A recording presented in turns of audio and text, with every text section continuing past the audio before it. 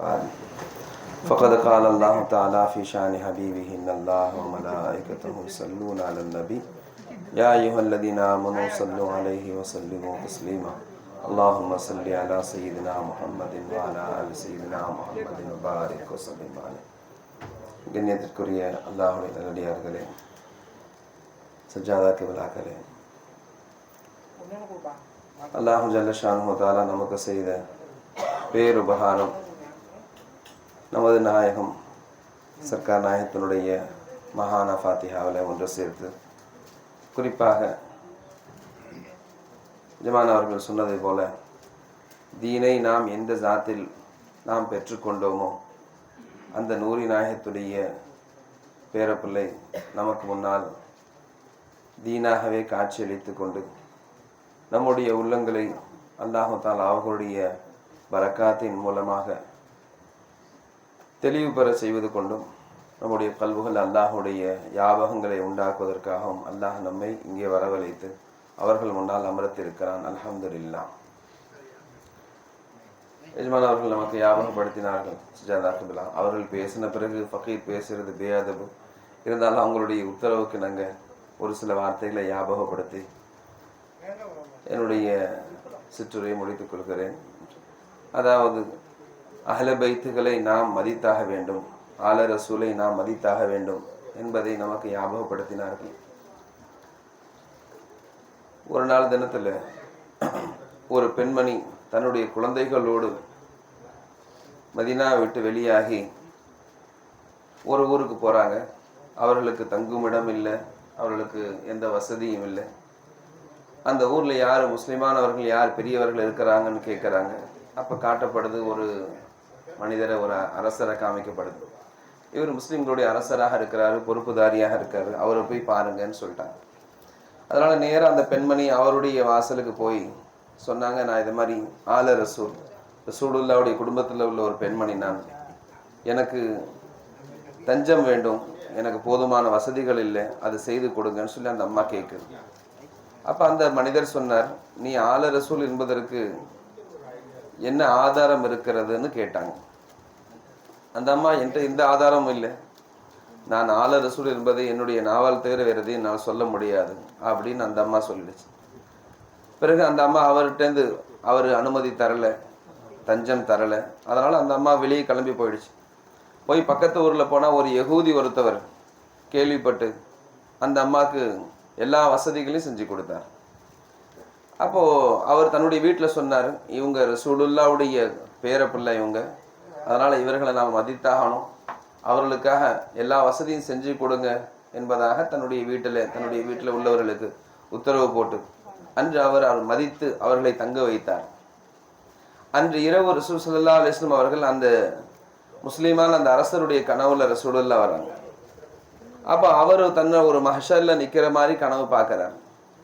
அந்த மஹ்ஷர்ல எல்லோருக்கும் ரசூல் ஸல்லல்லாஹு அலைஹி வஸல்லம் சிபாரிசு செய்கிறாங்க, எல்லாரும் சுவனம் அனுப்பி வைக்கிறாங்க ரசூலுல்லா. அப்போ இவருடைய நேரம் வருது, நெருங்குது. அப்போ ரசூலுல்லா கேட்குறாங்க, நீ யாருப்பான்னு கேட்குறாங்க. அப்போ அவர் சொன்னார், நானும் உங்களை ஈமான் கொண்ட ஒரு முஸ்லீமான அடிமை தான் அப்படின்னு சொல்கிறார். அப்போ ரசூலுல்லா கேட்டாங்க, அதுக்கு என்ன ஆதாரம் இருக்குன்னு கேட்டாங்க.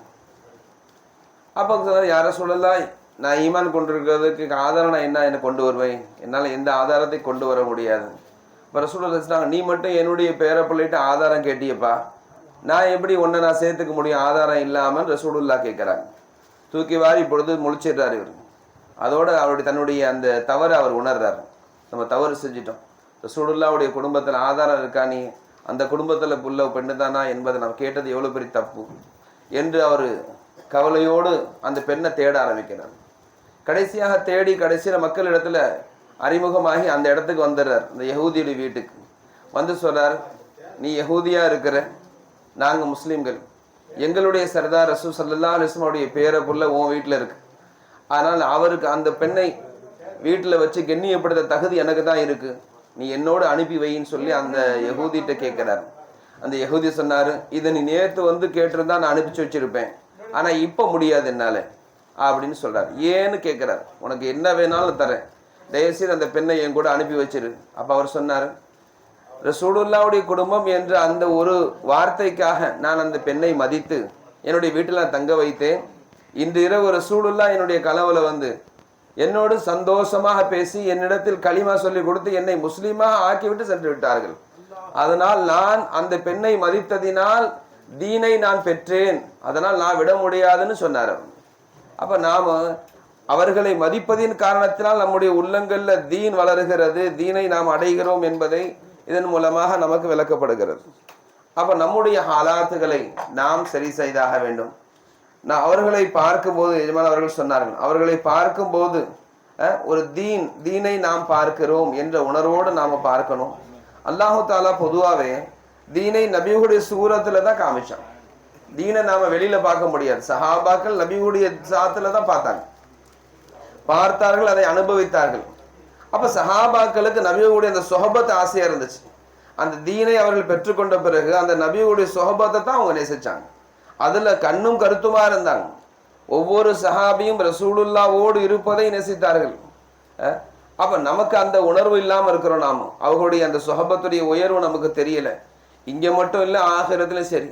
அப்போ ஒரு சஹாபி ரசூல், அவரு ஆராபி கிராமவாசி, ரசூலுல்லாவுடைய உயர்வு அவருக்கு அந்த அளவுக்கு விளங்காதவர்.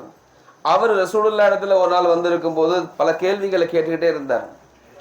அப்ப ஹசரத் அலி ரலியல்லாஹு அறிவிக்கிறார். அப்ப அவர் கேள்விகளை கேட்டுக்கிட்டே இருந்தாரு.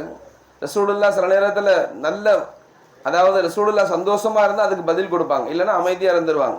பொதுவாக எஜமானுடைய மாச பாத்தியா இது. மாணவர்களாகிய நம்ம எல்லாருக்கும் தெரியும், சர்க்கார்ட்ட நம்ம லீவு கேட்க போறதா இருந்தா சர்க்கார் அந்த மதியான நேரத்துல வெத்தலை பாக்கு போட்டு உட்காந்துருப்பாங்க. அந்த நேரமா பார்த்து போய் லீவு கேட்கறது.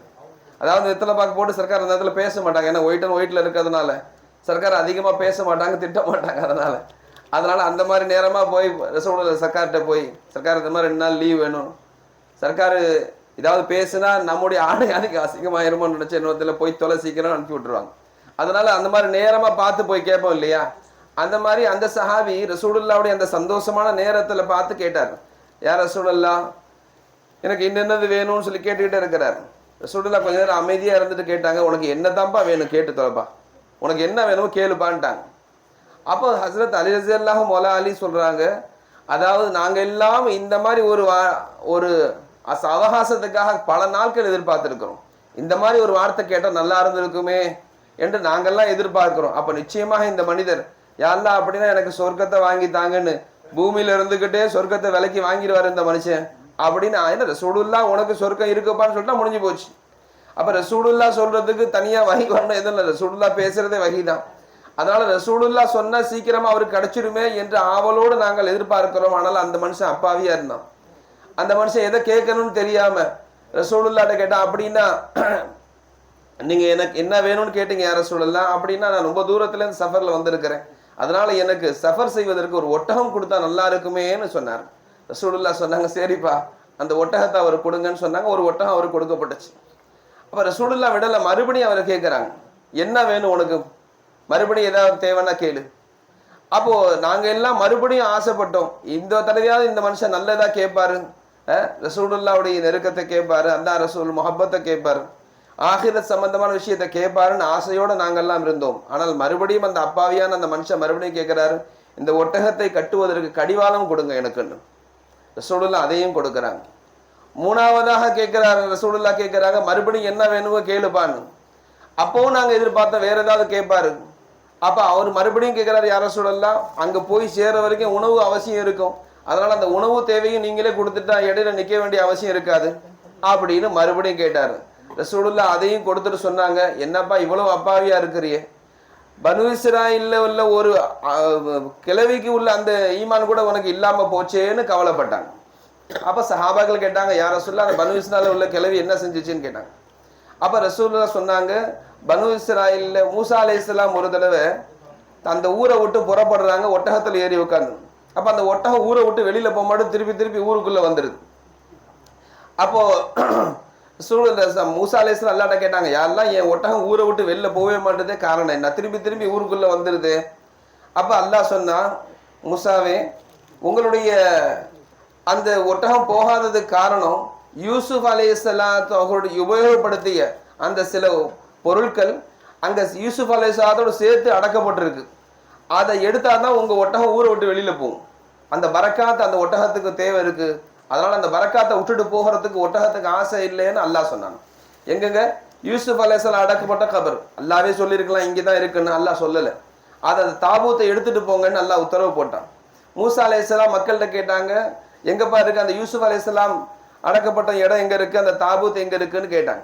அப்போ மக்கள் எல்லாம் சொன்னாங்க எங்களுக்கு தெரியாது, ஏன்னா ரொம்ப நாளைக்கு முன்னாடி நடந்தது. அதனால நீங்க ஒன்று செய்யுங்க, இங்க ஒரு வயசான ஒரு பாட்டி ஒருத்தவங்க இருக்கிறாங்க, ரொம்ப வருஷமா இருக்கிறாங்க, அவங்களுக்கு தான் ஒருவேளை தெரியும், அவங்கள போய் பாருங்கன்னு அனுப்பி விட்டாங்க.